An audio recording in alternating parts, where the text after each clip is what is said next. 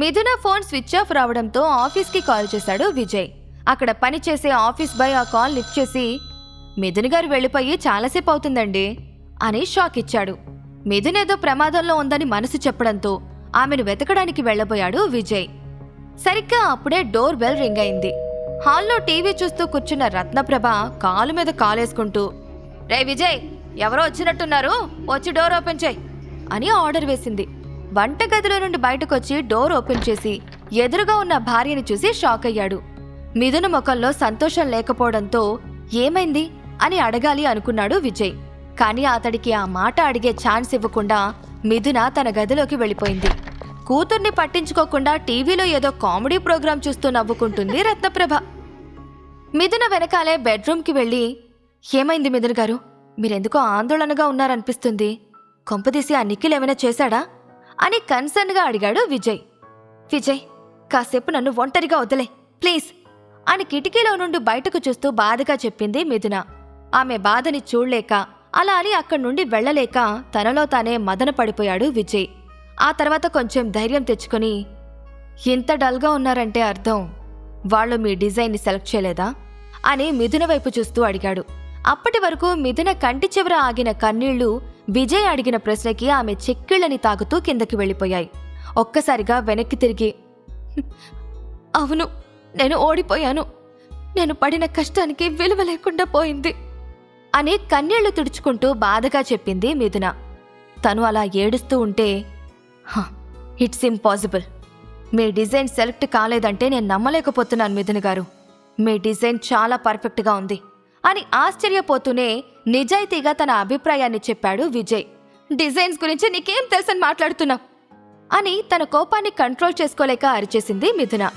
తర్వాత తన తప్పును గ్రహించి, సారీ విజయ్, నువ్వు నన్ను ఓదార్చడానికి ప్రయత్నిస్తున్నావని తెలుసు, కానీ నానమ్మ చేసిన పనికి మెంటల్గా డిస్టర్బ్ అయ్యాను అని చెప్పింది మిథున. అసలేం జరిగిందో చెప్పమని విజయ్ అడగడంతో, నానమ్మ నా డిజైన్ని సెలెక్ట్ చేయకుండా ఆర్కిటెక్చర్లో ఎటువంటి అనుభవం లేని నిఖిల్ డిజైన్ని సెలెక్ట్ చేసింది అని కన్నీళ్లు తుడుచుకుంటూ చెప్పింది మిథున. వాట్, నిఖిల్ డిజైన్ని సెలెక్ట్ చేశారా? మీతో వాడికి పోటీ ఏంటి? ఏదో తప్పు జరుగుతుంది మిథున గారు, ఖచ్చితంగా దీని వెనకాల ఏదో కుట్రుండుంటుంది అని చెప్పాడు విజయ్.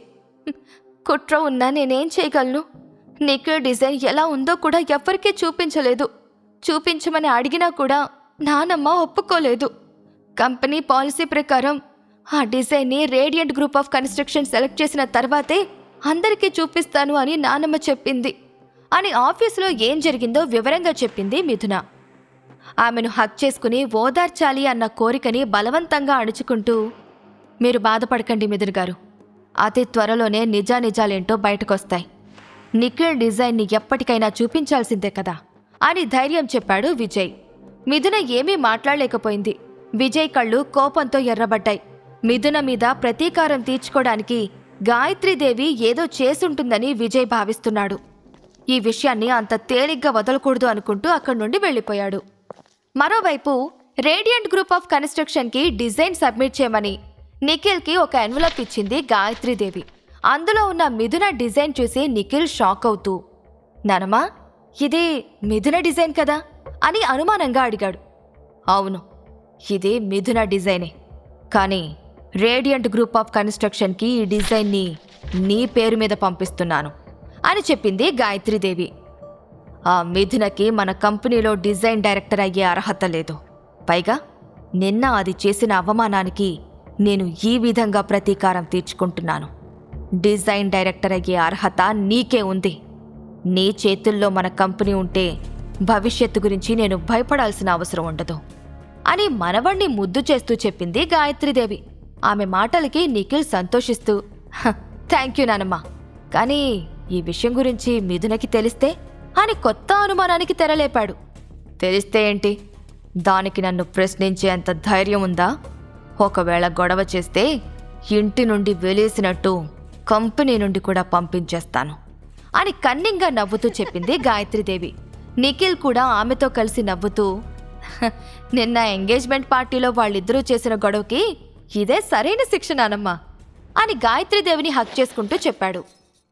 మరోవైపు మిథున పడుతున్న బాధని చూసి విజయ్ తట్టుకోలేకపోతున్నాడు. పబ్బులు పార్టీలు అంటూ తిరిగే నిఖిల్ రాత్రింబవళ్లు కష్టపడి డిజైన్ చేస్తాడని విజయ్ అనుకోవడం లేదు. గాయత్రీదేవి ఆశావాదైన నిఖిల్ డిజైన్ని రేడియంట్ గ్రూప్ ఆఫ్ కన్స్ట్రక్షన్లోకి పంపించి రిస్క్ తీసుకోదు. నిఖిల్కి బదులు మరొకరి చేత డిజైన్ని గీయించి రేడియంట్ గ్రూప్కి పంపించుంటుందేమో అని అనుకుంటున్నాడు. ఆ ఆలోచన రాగానే వెంటనే మనోహర్కి కాల్ చేసి, హలో మనోహర్ గారు, రీసెంట్గా గాయత్రీదేవి గాని నిఖిల్ గాని ఎవరైనా డిజైనర్ని కలిసారేమో తెలుసుకోగలరా అని అడిగాడు విజయ్. ఎందుకు చనబాబు అని మనోహర్ అడగడంతో మిథునకు జరిగిన అన్యాయం గురించి చెప్పి, మిథున గారి డిజైన్ని బీట్ చేయడం బాగా స్కిల్ ఉన్న ఇంటర్నేషనల్ డిజైనర్ వల్ల మాత్రమే అవుతుంది. ఆమెతో పోటీ పడే డిజైనర్ హైదరాబాద్లోనే కాదు, ఇండియాలో కూడా లేడు అని తన భార్య గురించి గొప్పగా చెప్పాడు విజయ్. సరే చనబాబు, కనుక్కుని చెప్తాను అని మనోహర్ కాల్ కట్ చేశాడు. చూస్తూ ఉండగానే ఆ రోజు గడిచిపోయింది. ఆ తర్వాత రోజు మిథున ఆఫీస్కి బయలుదేరుతూ విజయ్ దగ్గరకొచ్చింది. ఆఫీసులో జరిగిన విషయాల గురించి అమ్మా నాన్నలకి చెప్పకు, ఈ విషయం తెలిస్తే వాళ్ళు చాలా బాధపడతారు అని బాధగా చెప్పి ఆఫీస్కి వెళ్ళిపోయింది మిథున. ఆమెతో పాటు విజయ్ కూడా ఆఫీస్కి వెళ్ళాలి అనుకున్నాడు. మిథునని అలా బాధలో ఒంటరిగా వదిలేయడం అతనికి ఇష్టం లేదు. కానీ రత్నప్రభ అందుకొప్పుకోలేదు. ఇంటి పనుల నుండి తప్పించుకోవడానికే మిథున వెనకాల వెళ్తున్నాడు అనుకుని, ఓరి భగవంతుడా, నా కాలు పట్టేసింది, నేను నడవలేకపోతున్నాను, ఇలాంటి జబ్బులన్నీ నాకే రావాలా అని నాటకాలాడుతూ తన కాళ్ళకి మసాజ్ చేయమని విజయ్కి చెప్పింది రత్నప్రభ. ఆమె నటిస్తుందని తెలిసినా ఎదురు తిరిగే పరిస్థితుల్లో విజయ్ ఇప్పుడు లేడు.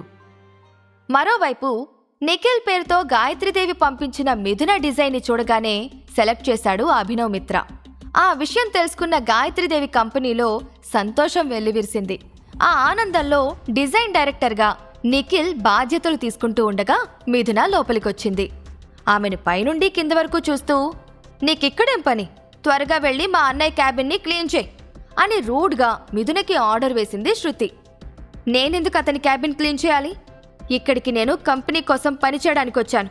నిఖిల్ పర్సనల్ పనులు చూడ్డానికి నేను తన సర్వెంట్ని కాదు అని పొగరుగానే సమాధానమిచ్చింది మిథున. నీకు విషయం తెలియకిలా మాట్లాడుతున్నాం. యాక్చువల్లీ గంట క్రితమే మా అన్నయ్య డిజైన్ డైరెక్టర్ అయ్యాడు. సో ఇప్పుడు నువ్వు అతని కింద అసిస్టెంట్గా పనిచేయబోతున్నావు. అలాగే నీ పర్సనల్ క్యాబిన్ని మా అన్నయ్య స్టోర్ రూమ్ చేసేశాడు. మర్యాదగా వెళ్ళి మా అన్నయ్య క్యాబిన్ని క్లీన్ చేయి, లేదంటే నిన్ను ఉద్యోగంలో నుండి కూడా తీసేస్తాడు అని చేతులు కట్టుకుంటూ యాటిట్యూడ్గా చెప్పింది శృతి. ఆమె మాటలకి షాక్ అయ్యి, ఇంపాసిబుల్, నిఖిల్ అలా ఎలా చేస్తాడు అని ఏదో అనబోతున్న మిథున మాటలకి అడ్డుపడి, షట్ యువర్ బ్లడీ మౌత్, పేరు పెట్టి పిలవడానికి నువ్వు నిఖిల్ యజమానివి కాదు, సర్వెంట్వి. సో సార్ అని పిలవడం అలవాటు చేసుకో అని వార్నింగ్ ఇచ్చింది శృతి. ఆమె మాటలకి మిథున భయపడలేదు. వస్తున్న కోపాన్ని అణుచుకుంటూ, మీ అన్నయ్య ఎక్కడున్నాడు, నేను తనతో మాట్లాడాలి అని ఆవేశంగా చెప్పింది. రేడియంట్ గ్రూప్స్ చైర్మన్ కోసం కాన్ఫరెన్స్ రూమ్లో వెయిట్ చేస్తున్నాడు. ఇంకాసేపట్లో అభినవ్ గారు కాంట్రాక్ట్ పేపర్స్తో ఇక్కడికి వస్తున్నారు. వాటి మీద సైన్ చేస్తే మా అన్నయ్య అఫీషియల్గా రేడియంట్ గ్రూప్స్లో ఒక భాగం అయిపోతాడు అని గొప్పగా చెప్పింది శృతి. ఆమె మాటలు పూర్తి కాకముందే మిథున కోపంగా కాన్ఫరెన్స్ రూమ్కి వెళ్ళిపోయింది. ఆమె వెళ్లేసరికి ఇద్దరు పనివాళ్లు టేబుల్ని క్లీన్ చేస్తూ కనిపించారు. అభినవ్ కోసం ఆతృతగా ఎదురుచూస్తున్న నిఖిల్ కోపంగా లోపలికొచ్చిన మిథునని చూసి అసహనంగా ఫీల్ అయ్యాడు. నీకెక్కడేం పని అని నిఖిల్ అడిగేలోపే అతడి దగ్గరకొచ్చి, నా క్యాబిన్ని స్టోర్ రూమ్గా మార్చిందే కాకుండా నన్ను నీ క్యాబిన్ క్లీన్ చేయమంటావా అని ఆవేశంగా అడిగింది మిథున. అవును, చెయ్యమంటాను. ఎందుకంటే ఇప్పుడు నేను నీ బాస్ని. అవసరమైతే నీ చేత టాయిలెట్స్ కూడా క్లీన్ చేయిస్తాను అని రాక్షసంగా నవ్వుతూ చెప్పాడు నిఖిల్. నేను నీ సీనియర్ అన్న విషయం మర్చిపోతున్నట్టున్నావు నిఖిల్. నేను నీ కింద పని చేయను. మర్యాదగా నా క్యాబిన్ నాకు తిరిగిచ్చేయి అని వార్నింగ్ టోన్లో చెబుతున్న మిథునకి టేబుల్ మీద ఉన్న డిజైన్ పేపర్ కనిపించింది. అది గమనించిన నిఖిల్ మిథునకి అడ్డుగా వచ్చి నిలబడ్డాడు. అప్పటికే విషయాన్ని అర్థం చేసుకున్న మిథున అతడి వైపు కోపంగా చూస్తూ, పక్కకి తప్పుకో అంటూ అతన్ని పక్కకి తోసేసి టేబుల్ మీద ఉన్న డిజైన్ పేపర్ని తీసుకుంది. అది మిథున గీసిన డిజైన్. దాని మీద ఉన్న నిఖిల్ పేరుని, రేడియంట్ గ్రూప్ ఆఫ్ కన్స్ట్రక్షన్ కంపెనీకి చెందిన స్టాంప్ని చూసి మిథున ఆశ్చర్యపోయింది. నిఖిల్ తనని మోసం చేశాడు అనుకుంటూ ఆ విషయం గాయత్రీదేవికి చెప్పడానికి బయటకు వెళ్లబోయింది మిథున. పరుగులాంటి నడకతో ఆమె ముందుకొచ్చి డోర్ లాక్ చేస్తూ, అనవసరంగా గొడవ చేయకుండా ఆ డిజైన్ని నాకిచ్చే మిథున అని చూపుడు వేలు చూపిస్తూ బెదిరించాడు నిఖిల్. ఛీ, నా డిజైన్ మీద నీ పేరు వేయించుకోవడానికి నీకు సిగ్గుగా లేదా నిఖిల్? ఇలా అందర్నీ మోసం చేసే బదులు డిజైన్స్ గీయడం చేత కాదని నిజాయితీగా ఒప్పుకోవచ్చుగా. ఇప్పుడే నువ్వు చేసిన మోసం గురించి నానమ్మకి చెప్తాను అంటూ అతడి చెయ్యి పట్టుకుని పక్కకి లాగబోయింది మిథున. నిఖిల్ ఆ మాటలకి పగలబడి నవ్వుతూ, నీ డిజైన్కి నా పేరు పెట్టింది మన నానమ్మే సిస్టరు. అనవసరంగా గొడవని పెద్దది చేయకుండా సైలెంట్ అయిపో, లేదంటే దీని పరిణామాలు చాలా తీవ్రంగా ఉంటాయి అని వార్నింగ్ ఇచ్చాడు. వాళ్ళిద్దరి మాటలకి కాన్ఫరెన్స్ రూమ్ బయట ఉన్న స్టాఫ్ మెంబర్స్ ఒకరి మొహం ఒకరు చూసుకోవడం ప్రారంభించారు. లోపలేదో గొడవ జరుగుతుంది అనుకుంటూ ఆ విషయాన్ని గాయత్రీదేవి క్యాబిన్కి వెళ్లి చెప్పింది సెక్రటరీ. మిథునకి నిజం తెలిసిపోయిందేమో అనుకుంటూ కాన్ఫరెన్స్ రూమ్కి కంగారు పడుతూ వచ్చింది గాయత్రీదేవి. సరిగ్గా అప్పుడే డోర్ తెరుచుకోవడంతో గొడవ పడుతున్న నిఖిల్ మిథునలను చూసింది. అందరికీ ఈ విషయం గురించి తెలిస్తే తన పరువు పోతుంది అనుకుంటూ, ఇక్కడ నిలబడి మీరేం చేస్తున్నారు? మీకు అప్పజెప్పిన పనులు చేసుకోండి.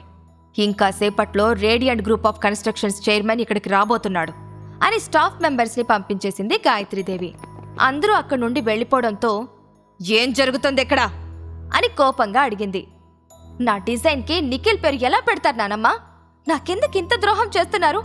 డిజైన్ డైరెక్టర్ అవ్వాలని నేను ఎన్ని కలలు కన్నానో మీకు తెలీదా అని ఏడుస్తూనే కోపంగా అడిగింది మిథున. ఏం సమాధానం చెప్పాలో తెలియక గాయత్రీదేవి నీళ్లు నములుతోంది. మీరు నాకు చేసిన అన్యాయం గురించి అభినవ్ గారికి చెప్పేస్తాను, అప్పుడు గాని మీకు బుద్ధి రాదు అంటున్న మిథున చెయ్యి పట్టుకొని ఆ ఆఫీస్ నుండి బయటకు తీసుకుపోయింది గాయత్రీదేవి. అనవసరంగా గొడవ చేసి అభినవ్ ముందు నా పరువు తీయకు. ఈ డిజైన్కి బదులు నీకు హైక్తో పాటు బోనస్ కూడా ఇస్తాను. కాదు కూడదు అని ఎక్స్ట్రా చేస్తే నిన్ను ఆఫీస్ నుంచి పంపించడం తప్ప నాకు వేరే దారి లేదు అని వార్నింగ్ ఇచ్చింది గాయత్రీదేవి. ఇలా ఎలా మాట్లాడగలుగుతున్నారు నానమ్మా? నేను కూడా మీ మనవరాల్నే. వాళ్ల మీద చూపిస్తున్న ప్రేమ నా మీద ఎందుకు చూపించడం లేదు? నేను ఇంతలా కష్టపడింది డబ్బుల కోసం కాదు, డిజైన్ డైరెక్టర్ పోస్ట్ కోసం అని తన నిర్ణయం మార్చుకోను అని ఖరాఖండిగా చెప్పేసింది మిథున. అయితే నిన్ను ఇప్పుడే జాబ్లో నుంచి తీసేస్తున్నాను. ఇక్కడి నుంచి వెళ్ళిపో, నీ దిక్కున్న చోట చెప్పుకో పో అంటూ మిథున్ని వెనక్కి తోసింది గాయత్రీదేవి. దూరం నుండి మిథునని చూస్తూ నిఖిల్, శృతిలు హైఫైవ్ ఇచ్చుకుంటూ నవ్వుకుంటున్నారు. బ్యాలెన్స్ కోల్పోయి కింద పడిపోబోతున్న మిథున్ని మెరుపు వేగంతో వచ్చి పట్టుకున్నాడు విజయ్. తన వైఫ్ని అవమానించినందుకు గాయత్రీదేవిని చంపేయాలి అన్నంత కోపంగా చూశాడు. బిగుసుకుంటున్న అతడి పిడికిల్ని చూసి మిథున భయపడింది. మిథునని అవమానించినందుకు గాయత్రీదేవిని విజయ్ ఏం చేయబోతున్నాడు? డిజైన్ విషయంలో గాయత్రీదేవి చేసిన మోసం గురించి అభినవ్కి తెలుస్తుందా? ఈ ప్రశ్నలకు సమాధానాలు తెలుసుకోవాలంటే నెక్స్ట్ ఎపిసోడ్ వినాల్సిందే. క్రింద ఇచ్చిన లింక్ ని క్లిక్ చేసి పాకెట్ ఎఫ్ఎం యాప్ ని ఇన్స్టాల్ చేసుకోండి. Stay tune to pocket FM.